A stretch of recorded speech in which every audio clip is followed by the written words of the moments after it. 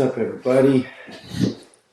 Welcome back to Barrels with Breland. I am your host, Breland Ep.19, episode 19.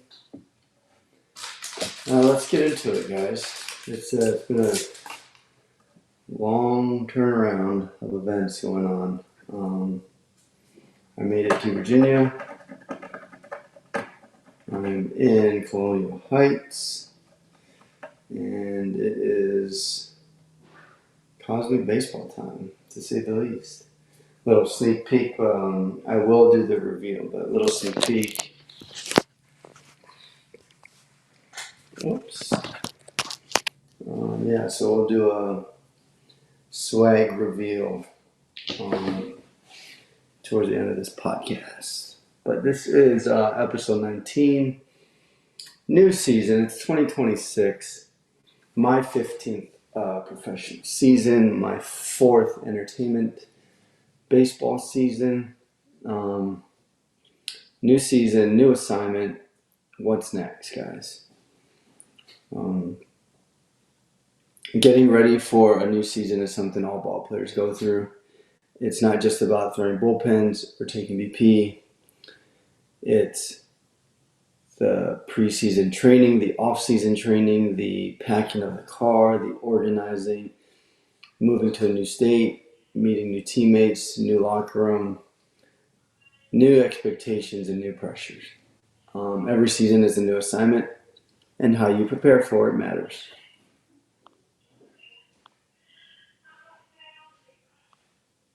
All right, so let's just say the season,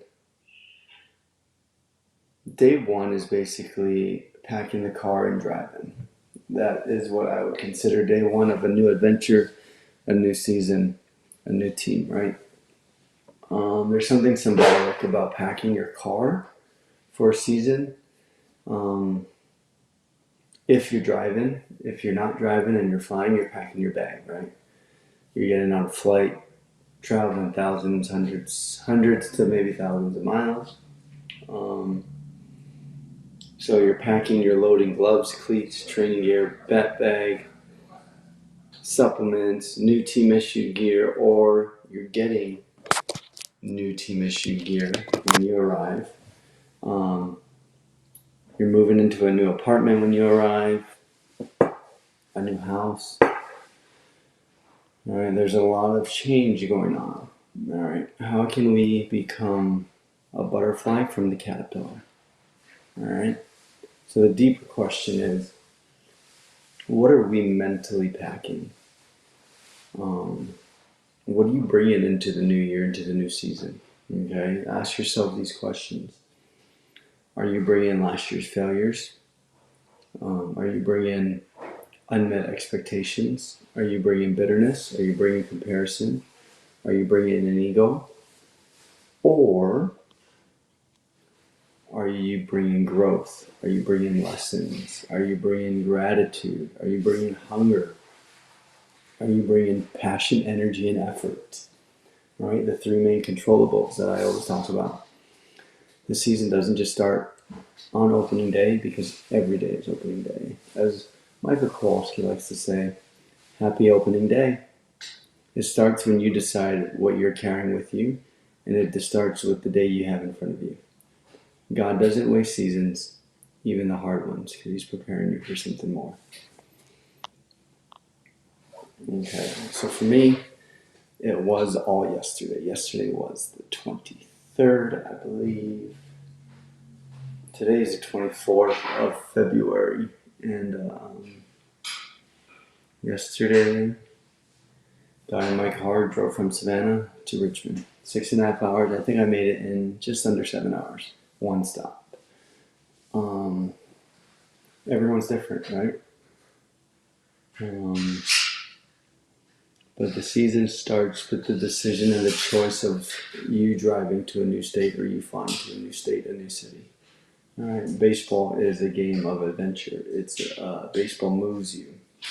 New apartment, new time zone, new grocery store, new church, new everything.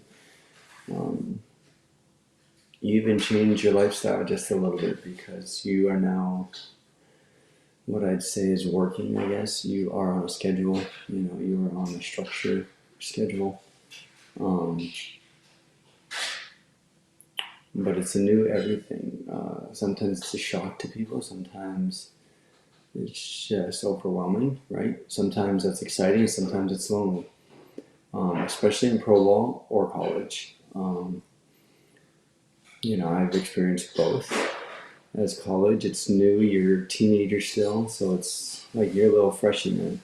In pro ball, you're dealing with men now, a lot more matured. That's also can be scary, right?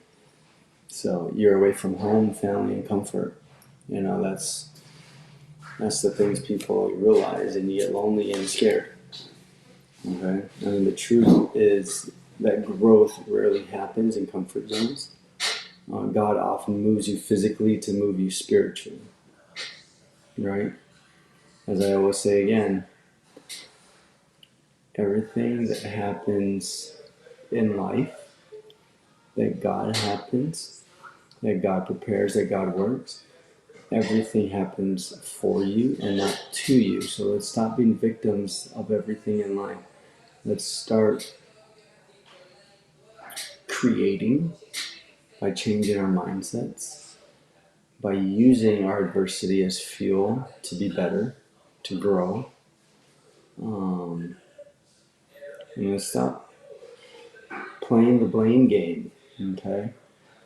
We all need to start looking within ourselves and the choices we make in life, which is the choices we make in life is the life we get to choose. So what you choose in life is how your life is going to be. You can only blame yourself for life happening to you, all right? If that's how you want to see it, but life happens for you, okay? Abraham had to leave home before he saw promise. Joseph had to leave familiarity before he stepped into purpose. A new city isn't disruption, it's development, it's growth, it's experience, it's knowledge. All right. So I got here yesterday, the 23rd. Got to meet a bunch of new teammates. Had a great dinner. The vibes are high. The energy's great. I mean, our gear's sick. But yesterday is the start of the new chemistry, the building of the chemistry, the building of energy, the building of something great for this 2026 Cosmic Tour. What's cool about every new season is that every season brings new personalities, okay? New ideas, new personalities, new faces, new energy.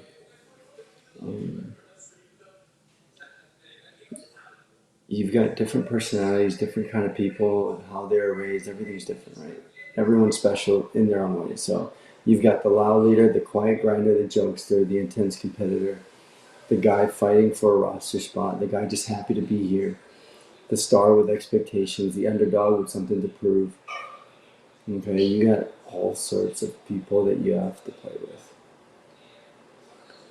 Everyone has their own ideology, and that's okay. Having team standards is what builds chemistry and helps everyone have goals to work towards as a team. Okay, chemistry isn't automatic. Chemistry, think of like a lab, right? You're putting things together to create something cool.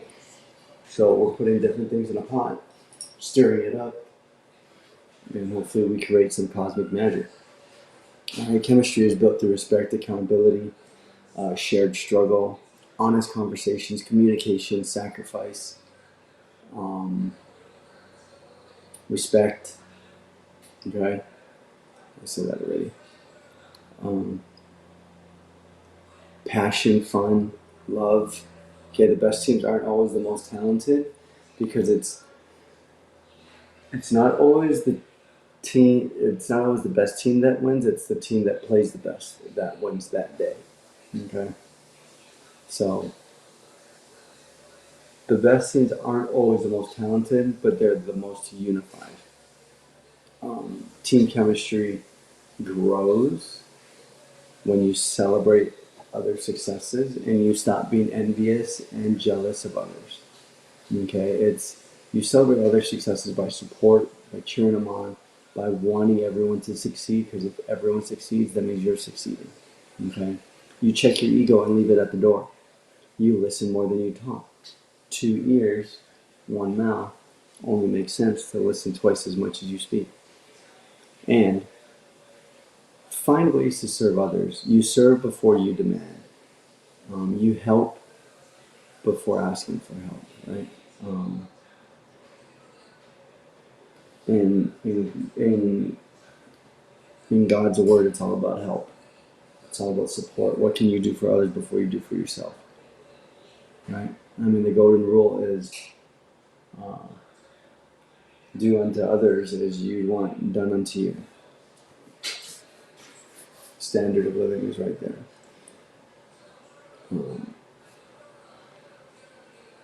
So when we go into the Bible, Jesus built a team of very different personalities: fishermen, tax collectors, hot-headed men, and doubters.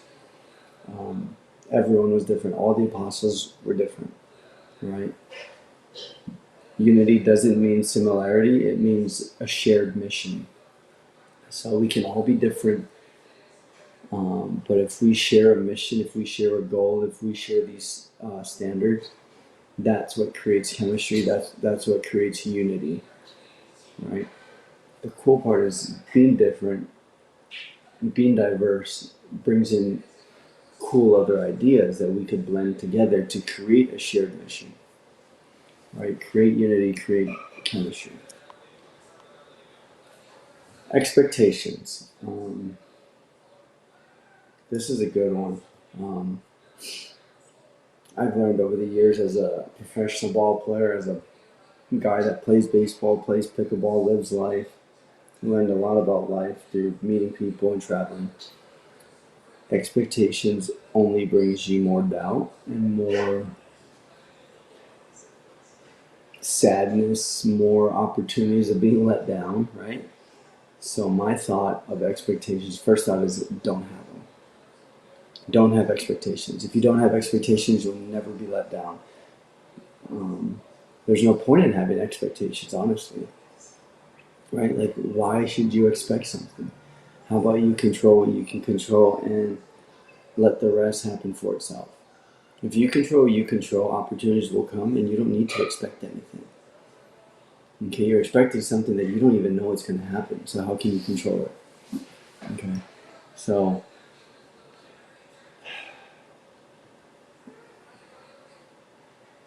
but in general, we're going to talk in generality. Every season does come with extra expectations. Like we expect to sell so many tickets, but I think we should change that word to goals. These are our goals. But anyways, like in general, you expect to start, you expect to get drafted, you expect to get promoted, you expect to bounce back, you expect to get a hit, you expect to throw well, you expect to dominate, and sometimes you don't.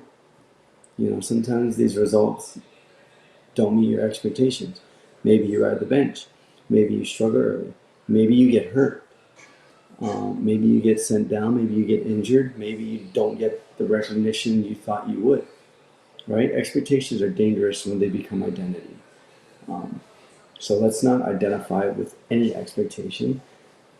Go out there, be yourself, set goals, and find ways to get a little bit better every day that gets us closer to those goals. Right? Your performance is not your work, but how you prepare. How you prepare tells people a lot about who you are. The way you go about things tells people about who you are. That's your process of doing things, your work ethic, how you go about things. That's the true identifier of who you are as a person and as a player. Okay? An unmet expectation doesn't mean a missed purpose. Sometimes God allows a humbling season to protect you from pride, right? Sometimes he delays promotion to build character. He only gives adversity to those that are most resilient and those that are most willing to work, that can build character, right? A setback is only a means for a great comeback. A setback doesn't mean rejection, it can mean redirection, and that's okay. Redirection is great for learning, for growth, for just finding new ways to pivot and use your brain and use your resources and figure it out. Life is about a problem happens, find a solution. A solution doesn't work, okay, we fail, we try again, right? We don't just quit. So a setback is probably one of the best things that can happen to us because it's happening for us in order for us to grow. All right. We're getting towards the end, guys. The new year's coming and the swag. New gear, at least for me as a baseball player, I guess as an athlete, is always like a 12-year-old in a candy store, right? Or a baby in a candy store. You just see all these colors and your eyes start getting glossy and wide, right? I mean, like, it's just like, the best way to describe it is you hit the jackpot, whatever it may be, whatever kind of jackpot, but like the smells, the sights, the sounds, the feel, new cleats, new batting gloves, fresh unis, new logo, new clubhouse, new team issued swag. You can throw out all the old stuff, right? It feels it's a new beginning. However, the gear doesn't always make the player. Yes, it's true. Feel good, look good, play good. Feel good, look good. So look good, feel good, play good. Yeah, so if you look good, then you feel good. Then that confidence brings you to play good. And if you play good, then you'll get paid good, like Deion Sanders says. All right? But gear doesn't make the player, right? The character behind the gear does. So the swag fades if you are a horrible person. Performance fluctuates if you're more worried about how you look on the field than the process of hitting a baseball, in the process of learning. All right. Swag fades, performance fluctuates, but integrity lasts. Integrity check. We all need an integrity check. All right. Wear the uniform with pride because you're playing for the team name on the front, not the name on the back. The name on the back is just a way for you to represent your family well while playing for the main team on the front, right? So wear the uniform with pride, but don't let it define you. Jerseys change, teams change, stats change. But your foundation shouldn't. Who you are should never change. Seasons change. Change is great. It means growth, it means learning, it means wisdom. But in the moment of whatever jersey you're wearing now, that's what you represent. And you represent that uniform by being yourself and being your best self. Whatever that may be, whatever you think your best is, do the right thing and go out there, support others, cheer on others, find ways to serve, and have fun doing it.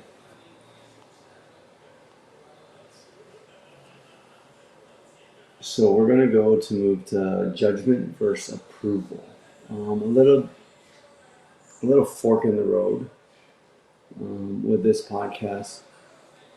But baseball is full of judgment, right? You're judged on everything: how you play, your stats, what you say, what you do. I mean, this is one of the most judgmental sports ever.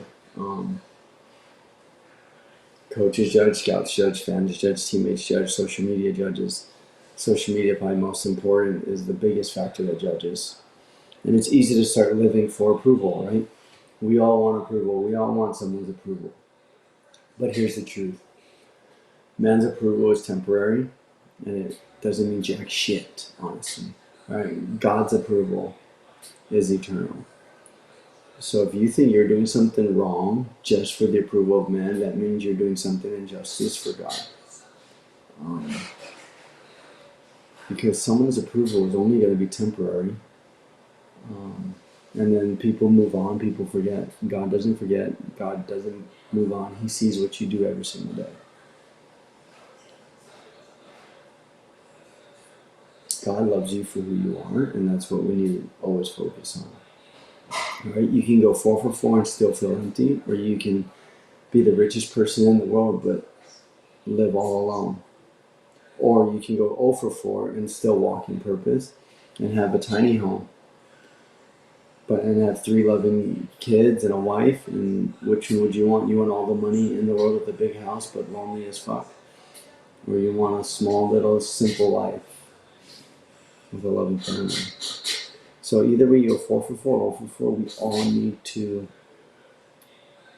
find ways to be grounded and humbled no matter what. We don't want to ride the roller coaster of emotions because that's very tiring, and I've done that. I've gone the 4 for 4, happy as hell. Next day, 0 for 4, and I don't want to talk to anybody, and my teammates start hating me, right? I want to be the guy that you'll never know if I went 4 for 4, 0 for 4, but I'm the same happy, cheerful, positive, optimistic, good vibes guy. And that's all I want to be, right? A health and wellness, fitness athlete that just goes and competes and has fun. The scoreboard doesn't determine your value. The stats don't determine your worth. God already settled that. So just go out there and do it. So in closing, I'll close and then I'm going to do a quick swag reveal. God's approval is greater than man's approval. Galatians chapter 1 verse 10. For am I now seeking the approval of man or of God? Or am I trying to please man? If I were still trying to please man, I would not be a servant of Christ. Let's just be a servant of Christ. Screw serving others as far as doing something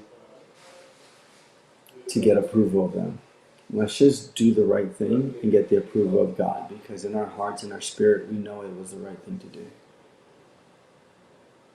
Okay. Second verse. 1 Samuel chapter 16 verse 7. The Lord does not look at the things people look at.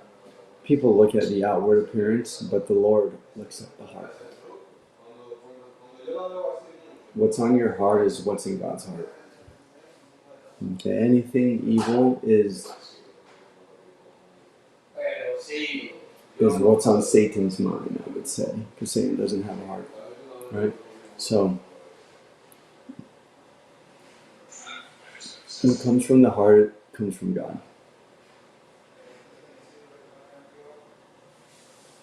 Final message. As you pack the car, as you move cities, as you meet new teammates, as you chase expectations, think about this. Remember, play for God's approval. Build character. Serve your team. Stay humble in success. Celebrate success. But be humble, find humility, and always stay faithful and struggle, because the best is yet to come. Every season is preparation for something greater. The separation is in the preparation. This is more than baseball, it's refinement, right? It's life. Let's be the butterfly. In fact, let's be the caterpillar. Let's go into our cocoons and trust that God is going to work in mysterious ways and make us into a beautiful butterfly and evolve into this beautiful creation. So keep the faith, keep the trust. Happy 2026, happy opening day. New season, new assignment, same faith. Thank you all for joining. Real quick, sponsored by Rollins this year. all reactive. So here's my infield glove. This is 6. There's 1. Outfield glove.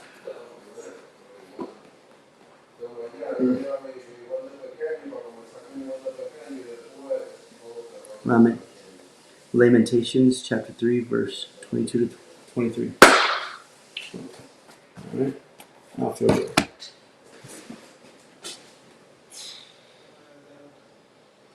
Hitter's helmet.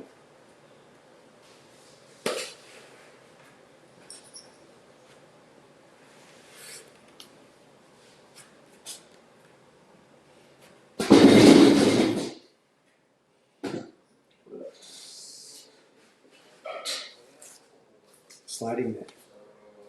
Fuzzies. That's cool.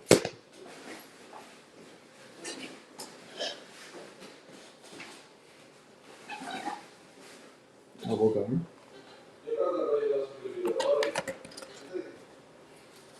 With the strap. Leg guard. Okay. And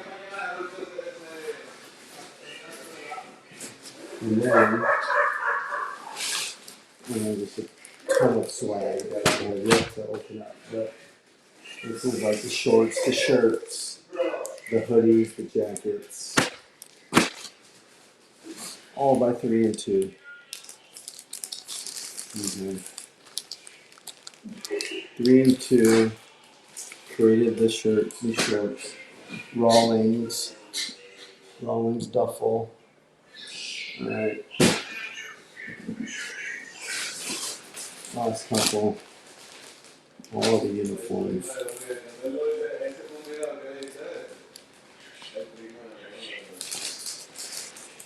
All the uniforms.